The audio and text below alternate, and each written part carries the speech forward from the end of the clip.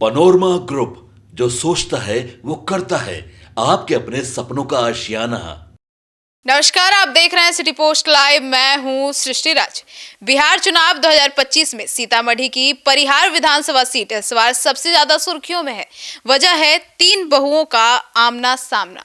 जी हां, बीजेपी की गायत्री देवी, राजद की सिमता गुप्ता और निर्दलीय प्रत्याशी रितु जायसवाल, तीनों ही सियासी घरानों की बहुएं हैं और तीनों की जंग इस सीट को महाभारत का मैदान बना दिया है।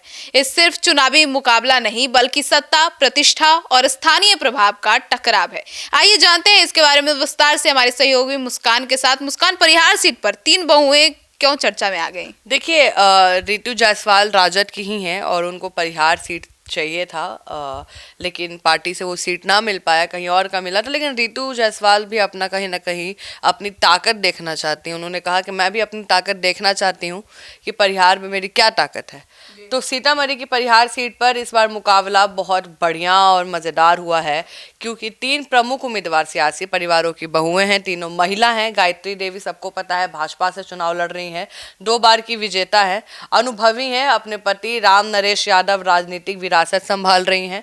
और फिर है सिमता गुप्ता, जो राजद के द्वारा जिनको टिकट मिला है, प्रदेश अध्यक्ष रह चुकी हैं पूर्व में। रामचंद्र पूर्व की पुत्र वधु, जो इस बार पार्टी को जो प्रतिष्ठा है वो दाव पे है, इनके ही हाथ में है। और रितु जायसवाल, जो अकेले चुनाव लड़ गई हैं, बहुत फेमस चेहरा है और पंचायत स्तर पे काम भी करती हैं, जनता का विश्वास भी जीता है।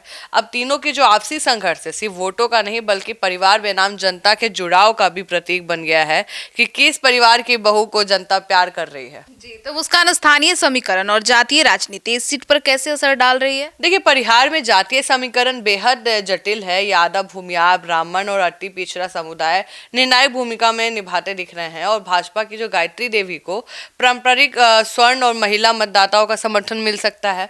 राजद की जो सिमता गुप्ता है, मुस्लिम वोट बैंक पर भरोसा कर रही हैं।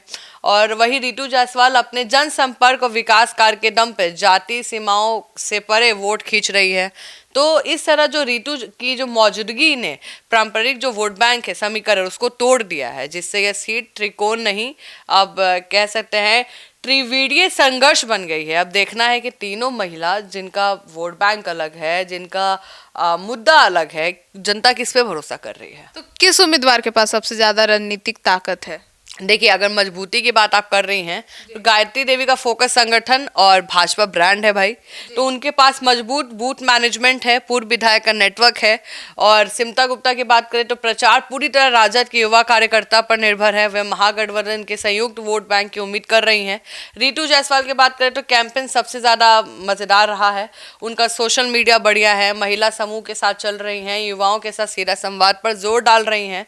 तो अब जो पंडित है उनका मानना है कि रितु का जो जनसंपर्क मॉडल है और गायत्री जी का संगठन क्षमता चुनाव का संतुलन तय कर सकती है, जबकि सिमता गुप्ता का जो परिणाम है गठबंधन के समेकन पर निर्भर करेगा कि वहां की जनता कैसा उन पे ध्यान देती है। लेकिन सवाल ये है कि अभी जो मुकाबला है तो त्रिकोण, बिल्कुल त्रिकोण मुकाबला है, लेकिन कहीं ना कहीं ऐसा दिखाया जा रहा है, सोशल मीडिया पे भी आ रहा है कि ये जो लड़ाई है वो भाजपा वर्सेस रितु जायसवाल का है। तो मुस्कान, मतलब परिहार सीट का परिणाम बिहार की राजनीति में क्या संकेत दे रहा है? देखिए, परिहार सीट का नतीजा केवल एक विधानसभा सीट का फैसला नहीं होगा, ये इस बात का संकेत देगा कि बिहार की राजनीति अब वंशवाद से आगे लोकप्रियता और स्थानीय जुड़ाव की ओर बढ़ रहा है। और अगर निर्दलीय रितु जायसवाल की बात करें तो मजबूत प्रदर्शन करती हैं, वे पारंपरिक दलों के लिए चेतावनी होगी। जनता अब चेहरा और काम देख रही है, ना कि सिर्फ पार्टी का झंडा।